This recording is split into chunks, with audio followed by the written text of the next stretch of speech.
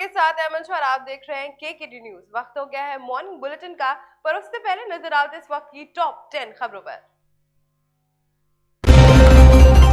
Vaccination के डर से पेड़ पर चढ़ने वाले शख्स का हुआ टीकाकरण, वीडियो देख हंस पड़े लोग। मुंबई में कोरोना से होने वाली कुल मौतों में 25% सेवन हिल्स अस्पताल में है दर्ज।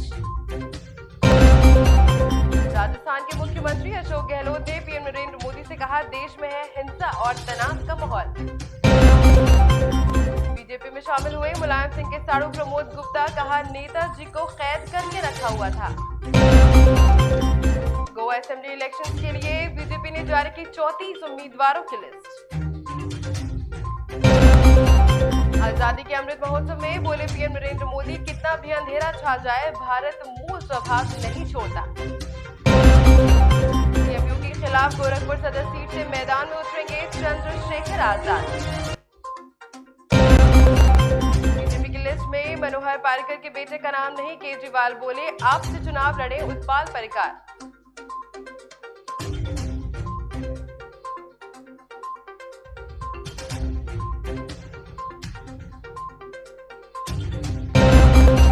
महात्मा गांधी पर आपत्तिजनक टिप्पणी मामला, अब ठाणे पुलिस ने कालीचरण महाराज को किया गिरफ्तार।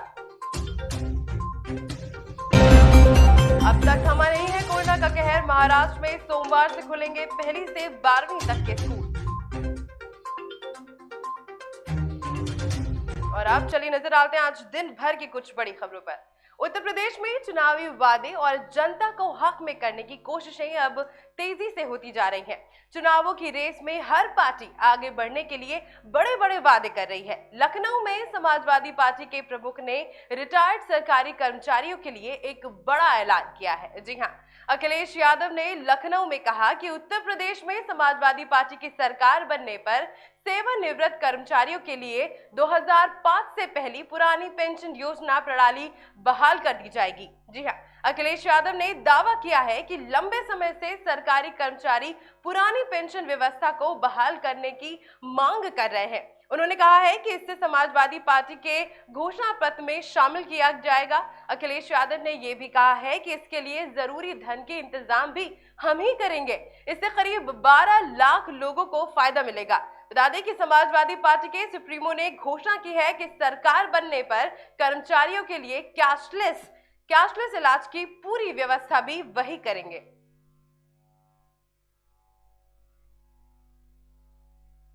उत्तर प्रदेश के सरकारी सेवा में नियुक्त शिक्षक, कर्मचारी एवं अधिकारियों को सेवानिवृत्त होने पर जीवन यापन के लिए मासिक पेंशन दी जाती थी। इससे सेवा निवृत्त कर्मचारियों को आर्थिक सुरक्षा प्रदान होती थी।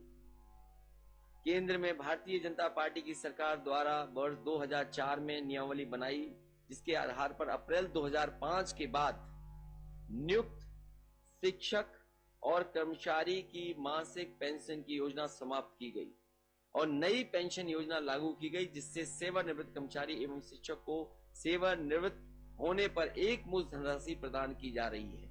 इसके लिए 10% धनराशि कर्मचारी देता है और 14% सरकार देती है और इस पैसे को शेयर मार्केट में लगाया जाता है, जिससे इस व्यवस्था की विश्वसनीयता पर प्रश्न लगता है।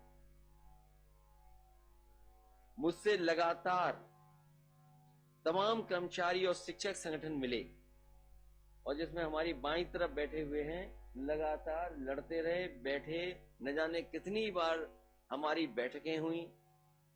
केवल आपके साथ बैठक नहीं हुई, बल्कि कई हमारे जो एक्सपर्ट हैं, फाइनेंशियल चीजों को समझते हैं, जिनके पास अनुभव है, उनके साथ भी बैठक हुई। तब जाकर के ये समाजवादी पार्टी ने अपने मैनिफेस्टो में शामिल करने का फैसला लिया है।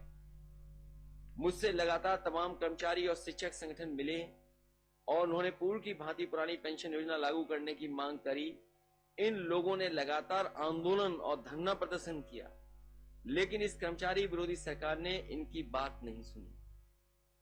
कमेटी भी बनाई, आश्वासन भी दिया, लेकिन इनकी बात इस सरकार भारतीय जनता पार्टी ने नहीं सुनी।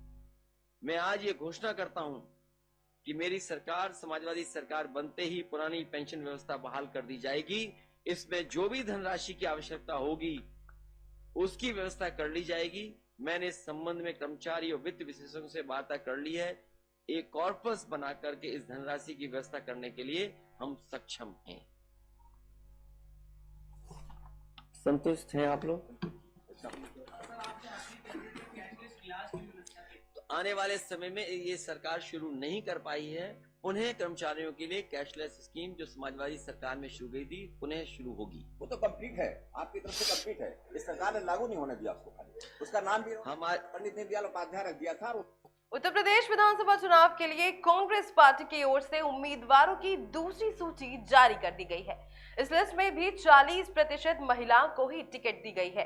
कांग्रेस की ओर से जारी दूसरी लिस्ट में खासकर उन महिलाओं को टिकट दिया जाएगा जो पार्टी के लिए आवाज बुलंद करती हैं। कांग्रेस के लिए आवाज उठाने वाली महिलाओं को प्रियंका गांधी ने सूची में जगह दी है। पार्टी की ओर से सिकंदर वाल्मीकि को कांग्रेस ने आगरा कैंट सीट पर प्रत्याशी बनाया है। बता दें कि सिकंदर वाल्मीकि जल निगम में सरकारी कर्मचारी थे। वो नौकरी के दौरान हाथरस के बलात्कार पीड़िता के न्याय के लिए कैंडल मार्च निकालते थे। इस कैंडल मार्च में शामिल होने के बाद से उन्हें विभाग की ओर से सस्पेंड कर दिया गया था। वहीं कांग्रेस पार्टी के दिवंगत प्रवक्ता राजीव त्यागी की पत्नी संगीता त्यागी को कांग्रेस ने अपना उम्मीदवार बनाया है। आज कांग्रेस पार्टी उत्तर प्रदेश के विधानसभा चुनाव के लिए प्रत्याशियों की सूची है, जिसमें से 50 महिलाएं हैं। क्योंकि ये एक ऐतिहासिक पहल है, हमने प्रयास किया है कि और ऐसे प्रत्याशी हो जो एक नई राजनीति का पहल करें पूरे प्रदेश में। इसमें इस सूची में 40% महिलाएं हैं और 40% युवा भी हैं।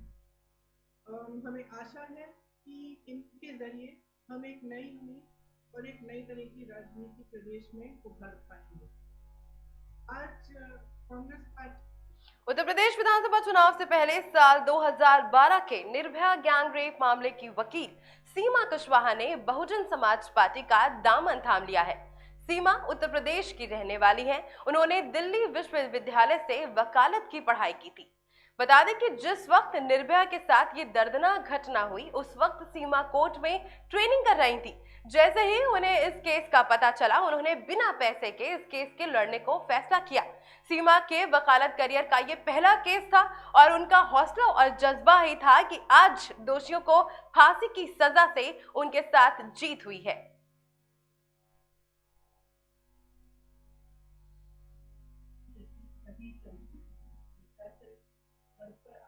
हमारे प्रतिभागी बहन मायावती जी, जो कि 5वीं बार उत्तर प्रदेश की मुख्यमंत्री बनने जा रही है।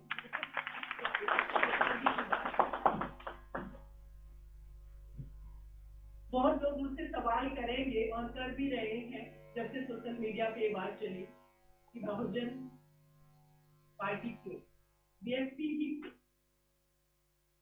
एक बेटी संघर्ष करके उत्तर प्रदेश की 4 बार मुख्यमंत्री बनती है, अंतर्राष्ट्रीय स्तर पर परचम लहराती है, संघर्षों से जूझ करके उस वर्ग का प्रतिनिधित्व करते करते आज वो पूरे देश में हर वर्ग की आवाज बन जाती है। तो मैं किससे प्रभावित होकर के और किसके साथ जुड़ती हूँ?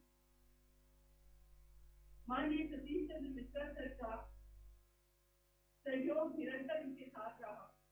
मैं सच्ची कामों से प्रभावित होकर के, माननीय कांशीराम जी के मिशन से प्रभावित होकर के, और वो पार्टी जो कि बाबा साहब भीमराव अम्बेडकर के बनाए संविधान का पालन कैसे किया जाता है, ये उन्होंने अपनी कार्यकाल में करके दिखाया है।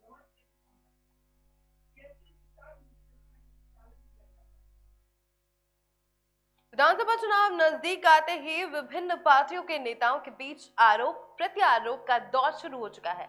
दिल्ली के सीएम और आम आदमी पार्टी के संयोजक अरविंद केजरीवाल ने पंजाब के सीएम चरणजीत सिंह चन्नी पर निशाना साधा है। बता दें कि केजरीवाल ने ट्वीट करते हुए लिखा है कि चन्नी आम आदमी नहीं, बेईमान आदमी है। गौरतलब है कि सीएम चन्नी के रिश्तेदारों के घर में करोड़ों रुपए मिलने के मामले को लेकर केजरीवाल ने ये ट्वीट किया है। गौरतलब है कि पंजाब विधानसभा चुनाव से पहले प्रवर्तन निदेशालय ने राज्य में मंगलवार को बड़ी कार्यवाही की। अवैध रेत खनन के सिलसिले में ईडी ने मंगलवार को मुख्यमंत्री चरणजीत सिंह चन्नी के रिश्तेदार समेत अन्य ठिकानों पर रेड की थी। पंजाब में ईडी की रेड बुधवार को भी जारी है।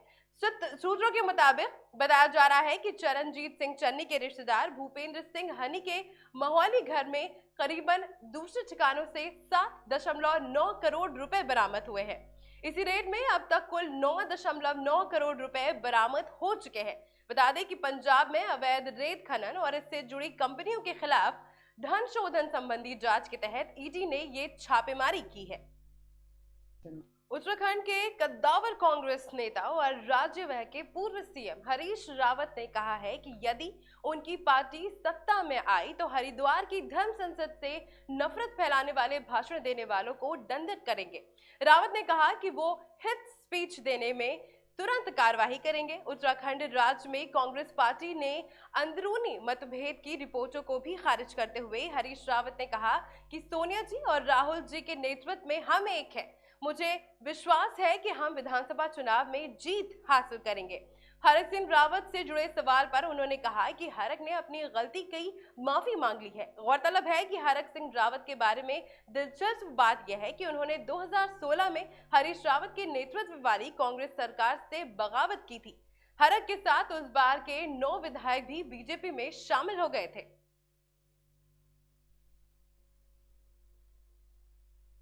देखिए, भाजपा इसलिए खुश नहीं हुई क्योंकि ये सब जिस तरीके की बातें कही जा रही है, चाहे वो धर्म संसद की आड़ में कही जा रही हो या किसी और तरीके की संस्थाओं की आड़ में कही जा रही हो, उनके पीछे मानसिकता बनाने वाली पार्टी भारतीय जनता पार्टी, जो गांधी, नेहरू और अंबेडकर की सामूहिक सोच का दस्तावेज है, उसको स्वीकार नहीं।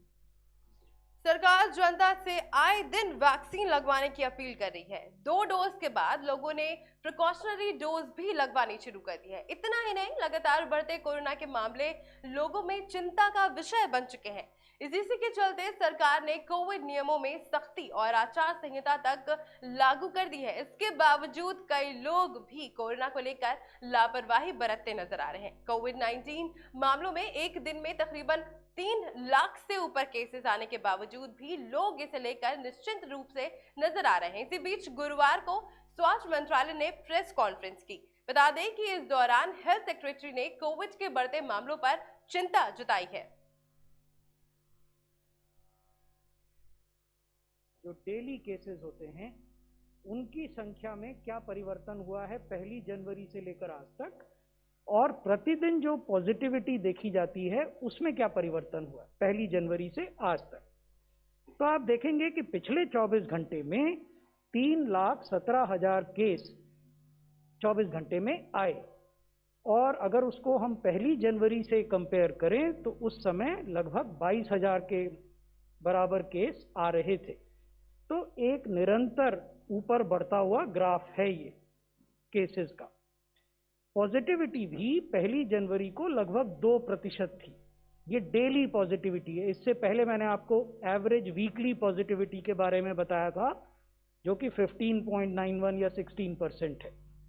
डेली पॉजिटिविटी अगर आप देखें तो ये 2% से बढ़कर अभी लगभग 16%, 16.41 is the positivity which has been registered in the last 24 hours. What is equally important to note is that in the last 4 days, the number of tests being conducted per day have increased day on day, and in last 24 hours, we have done around 19 lakh tests in the country. So therefore, this captures the increase in daily cases, increase in daily positivity, accompanied by increase in daily tests. कौन से राज्य हैं जो कि चिंता का विषय है? महाराष्ट्र में जो वीकली पॉजिटिविटी है, जैसा हमने ऊपर दिखाया है, ये लगभग 2% से बढ़कर अब 22% हो गई है। केसेस भी बढ़े हैं, 2,91,000 हैं अगर आप वीकली केसेस अंतिम सप्ताह में देखें। कर्नाटक में पॉजिटिविटी 0.5% हुआ करती थी 4 हफ्ते पहले, वो अब 15% है।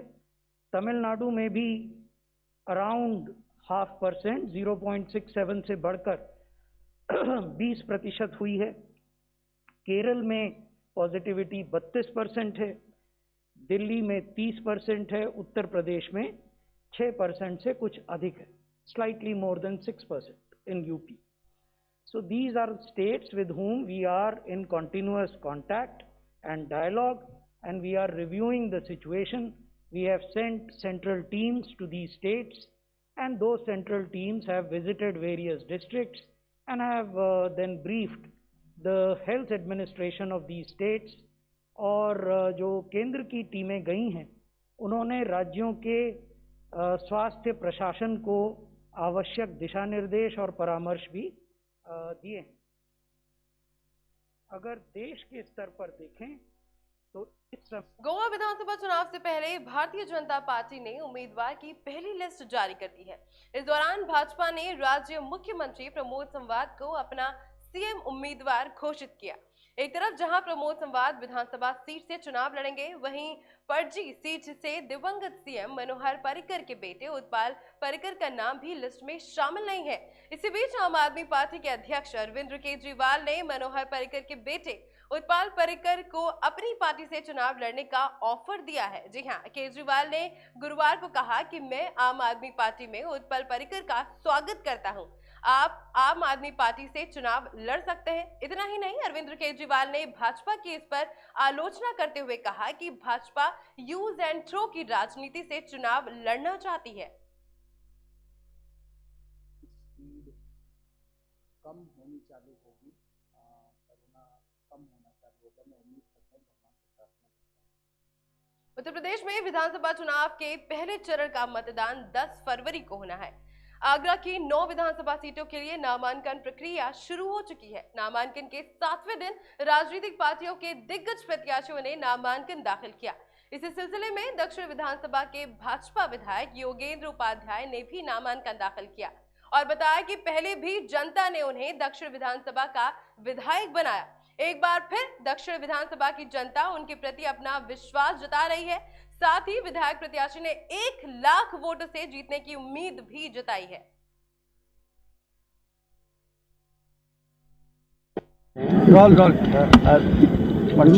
किस तरीके का लोगों में क्या? देखिए, भारतीय जनता पार्टी का कार्यकर्ता भारतीय जनता पार्टी के लिए लड़ता है। जिसके पास कमल का निशान वो हमारा पहलवान, वो उसके लिए उत्साह का कमल का निशान उसका उत्साह है और मुझे टिकट मिली है। नेतृत्व ने मुझ पर विश्वास किया, मैं उनका एहसानमंद हूँ, उनको शुक्रिया अदा करना चाहता हूँ। और जो जनता का स्नेह भारतीय जनता पार्टी को मिल रहा है, जो मोदी जी, योगी जी और आगरा में भारतीय जनता पार्टी के कार्यकाल में काम हुए, उनके आधार पर मैं इतना कहना चाहूँगा कि पहला चुनाव में 24,000 से जीता था, दूसरा कार्यकर्ताओं ने 54,000 से जिताया और तीसरे को इसके रिकॉर्ड तोड़ेंगे। मैं निश्चित रूप से इससे आगे बढ़ेंगे। इस बार क्या मुद्दे रहेंगे? आपको दूसरी बार भाजपा ने आपको टिकट दिया, पहले विधायक तो दूसरी बार दिया, तो तुम्हारा क्या मुद्दे रहेंगे? सबसे पहला मुद्दा रहेगा कि मैंने जो काम किया उसी के आधार पर वोट दीजिए। इसीलिए मैंने एक टैग सेंटेंस दिया है, ना जाति ना धर्म ना नाम को, वोट हमारे काम को। इतनी बड़ी चुनौती मैंने फेंकी है और इतनी हिम्मत के कोई प्रत्याशी करे कि वो अपने काम के आधार पर वोट मांग रहा है, तो यही बहुत बड़ी बात है। और दूसरा, मैं इन जो काम अधूरे रह गए हैं, जैसे कि एसएन मेडिकल कॉलेज का अपग्रेडेशन तो हुआ है, एम्स स्तरीय सुविधाएं और उसमें सुपर स्पेशलिटी विभाग खोलने हैं, उनको पूरा करना। आगरा में शिवाजी महाराज के स्मारक के लिए जो खोज हो चुकी है उसको स्थापित करना और आगरा में आईटी हब की स्थापना करना, ये मेरा उद्देश्य है। कुछ रॉकेट आ रहे हैं चुनाव लड़ने के लिए, ऊपर से तुरंत आ जाते हैं, पैसा जमा करके नहीं, उसकी क्या स्थिति रहेंगी उस आपके क्षेत्र में? देखिए, जनता जानती है कि कौन ईमानदार छवि का है। मैं जब खुलकर कह सकता हूँ, मंच से कह सकता हूँ कि आज तक वो सिक्का बना ही नहीं जो योगेंद्र उपाध्याय की कीमत लगा सके, वो थैली छाप पैदा ही नहीं हुआ जो मेरी बोली लगा सके। इतनी बड़ी बात राजनीति में कहने वाले मिले तो सही। दूसरी बात ये कि जो रुपए देकर टिकट ला रहे हैं वो क्या करेंगे, जनता जानती है। योगेंद्र जी का तो शुरू से ही जनता का प्यार रहा है और आप ये मानिए कि पुराण में, अपने वेद पुराणों में भागीरथ जनता ने इनको दूसरा भागीरथ घोषित किया है। इससे बड़ी और इनके लिए हम क्या कह सकते हैं, बताइए आप। क्या जनता में क्या संदेश? अरे कोई टक्कर ही नहीं है इनके कामों के हिसाब से, इनके बैकग्राउंड के हिसाब से। जब से सभासद रहे तब से मैं इनके साथ जुड़ा हुआ हूँ, तो मैं तो नहीं समझता हूँ कि ये तो आंधी है, योगेंद्र उपाध्याय की आंधी है। आगरा की उत्तरी विधानसभा के बीजेपी विधायक पुरुषोत्तम खंडेलवाल ने शुक्रवार को नामांकन पत्र दाखिल किया और बताया कि 2022 विधानसभा चुनाव में गठबंधन वाली पार्टियों और रंग बदलने वाली पार्टियों के प्रत्याशियों की पोल 10 मार्च को खुल जाएगी। पुरुषोत्तम खंडेलवाल ने उत्तरी विधानसभा की जनता को देवतुल्य बताया है और कहा है कि योगी जी के आगे कोई नहीं है। उत्तरी विधानसभा हमेशा से बीजेपी की रही है और रहेगी। साथ ही बीजेपी विधायक पुरुषोत्तम खंडेलवाल ने अपनी जीत के प्रति पूर्ण विश्वास भी जताया है।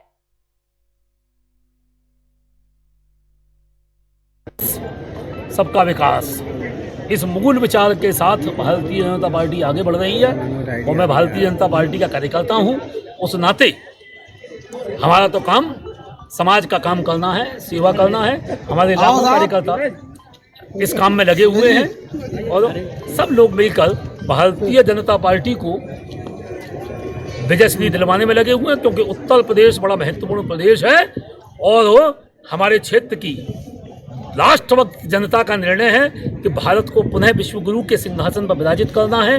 मोदी जी ने जो अपना एक कदम बढ़ाया है और पूरे विश्व के अंदर भारत का मान बढ़ाया है, उस कदम को बढ़ाने में हमारे विधानसभा क्षेत्र की जनता भी एक पूरे सहयोग के साथ भारतीय जनता पार्टी को जिताने में लगी हुई है। नाराजगी चल रहे हैं अग्रवाल समाज। कौन सी नाराजगी, प्रायोजित बातें कर रहे हो आप लोग? ये कोई बात है? कोई नाराजगी नहीं। सपा बसपा के लोगों की भाषा आप बोलोगे तो कैसे काम चलेगा साहब? आप जनता की भाषा बोलो। अब जब खड़े हुए हैं सुनील जी अग्रवाल खड़े हैं, सुनील जी भी कई खड़े हुए हैं। अब ये दूसरे दलों की मनगढ़ंत बातें हैं ये, और जिंदगी भर तक उन लोगों ने धोखे की राजनीति की है। सपा बसपा के लोगों ने, मतलब लोहिया जी के महान सिद्धांत को डुबोया है इन लोगों ने। ये परिवार की राजनीति करने वाले लोग भारतीय जनता पार्टी की राष्ट्रभक्ति की राजनीति, समाज सेवा की राजनीति को समाप्त करके खुद स्थापित करना चाहते हैं। खानदानों की पार्टी है ये, समाज सेवियों की पार्टी है। राजनीति हमारा सेवा है का धर्म है, ये मानकर हम लोग काम करते हैं। भारतीय जनता पार्टी का कार्यकर्ता शौकिया पॉलिटिक्स नहीं करता है जो चुनाव आए गिरगिट की तरह कुर्ते पजामे खद्दर के पहन के आ गई। यहाँ तो सेवा ही धर्म है। ये भारतीय जनता पार्टी है। भारतीय जनता पार्टी यही काम करती है और आज हमें खुशी है कि भारतीय जनता पार्टी ने आगरा में 9 समाज सेवी कार्यकर्ताओं को टिकट दिया है।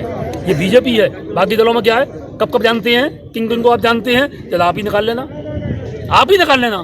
कोई विरोध नहीं है, दूसरे दलों के द्वारा प्रायोजित विरोध है। और उत्तर विधानसभा क्षेत्र की तो देवतुल्य जनता है। आप देखिए कैसी जनता है हमारी, जिसने लाखों मजदूरों को कोरोना पीरियड में भोजन करवा दिया। लाखों लोग जो बिना चप्पल के थे उनको चप्पलें उपलब्ध कराई। मैं उस क्षेत्र की जनता विधायक हूँ और दूसरे दलों के लोग कोरोना से भयभीत होकर गायब हो गए। ये वही लोग हैं जो राम जन्म भूमि पर बाथरूम बनवा रहे थे, गुसलखाना बनवा रहे थे और जिन्होंने 1 रुपया दिया नहीं, अब वो चंदे का हिसाब मांगते हैं। ये सब वो लोग हैं गिरगिट की तरह रंग बदलते हैं। आज की जो स्थिति हो गई दूसरे दलों की। उत्तर प्रदेश चुनाव के पहले चरण के मतदान के लिए आगरा विधानसभा सीटों पर नामांकन प्रक्रिया शुरू हो चुकी है और राजनीतिक पार्टियों के दिग्गज विधायक प्रत्याशी नामांकन दाखिल करने के लिए जिला मुख्यालय पर पहुंच रहे हैं।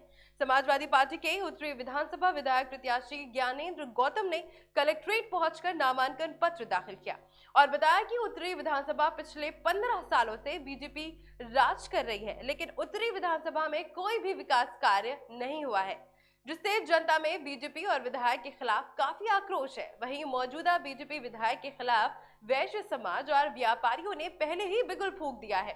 इसी को देखते हुए सपा विधायक प्रत्याशी ज्ञानेंद्र गौतम वैश्य समाज, व्यापारी वर्ग और जनता के बीच विकास के मुद्दों को लेकर जनता का विश्वास जीतने का काम करेंगे और उत्तरी विधानसभा से सपा को जिताने का भी काम करेंगे। उन्होंने बताया है कि उत्तरी विधानसभा की जनता अब बदलाव चाहती है, क्योंकि 2017 से मोदी लहर के कारण बीजेपी की जीत हुई थी, लेकिन अब मोदी लहर नहीं है।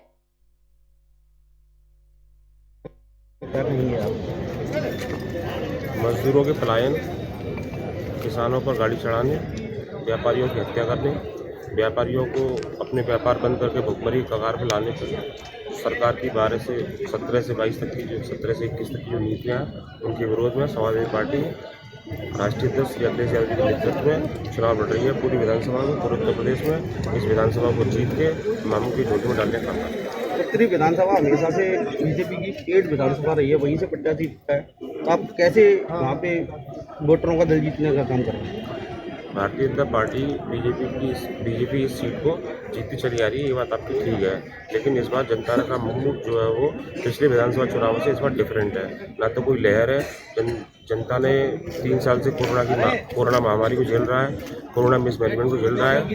इस पूरे 3 साल में किसी न किसी व्यक्ति ने अपनों को खोया है, अपना रोजगार खोया है, लोग महंगाई से परेशान हैं, शिक्षा से परेशान है। बच्चे पहली क्लास में एडमिशन लिया, तीसरी क्लास में आ गए, उन्होंने स्कूल की शक्ल तक नहीं देखी है। जो मैनेजमेंट है सरकार का वो बिल्कुल निंदनीय है। किसी वर्ग के लिए कोई योजना नहीं है, किसी वर्ग को ध्यान में रखकर कोई स्कीम नहीं चलाई गई है। ये सब झूठ की सरकार है, हर वादे झूठे हैं, कोई काम नहीं किया गया। 2017 में गडकरी साहब आए तो उन्होंने कहा था कि यमुना में स्टीमर चलेंगे, यमुना में मछली देखने को नहीं मिल रही, स्टीमर की तो बात छोड़ दो। 2019 की रैली में एक बहुत बड़े नेता ने कहा था कि यहाँ हवाई अड्डा बनेगा, हवाई अड्डा भी नहीं मिला। बहुत से लोगों ने यहाँ यमुना बैराज की बात की थी, कोई वादा पूरे, अगर आप 2014 से 22 देख लो 8 साल हो गए, या 17 से 22 देख लो 5 साल हो गए, कोई वादा पूरा नहीं किया। इन्हीं मुद्दों को लेकर मैं अपनी विधानसभा अपने वोटरों के पास जाऊँगा और उनका दिल जीतने का काम करूँगा। अब आप उत्तरी विधानसभा में किससे फाइट मानते हैं? ये समाजवादी पार्टी किसी से फाइट नहीं है, वो अकेली चुनाव जीत रही है, उसकी टक्कर में कोई। इन खबरों के साथ फिलहाल बस इतना ही। देश और दुनिया की तमाम खबरों के लिए बने रहें हमारे साथ और देखते रहें केकेडी न्यूज़।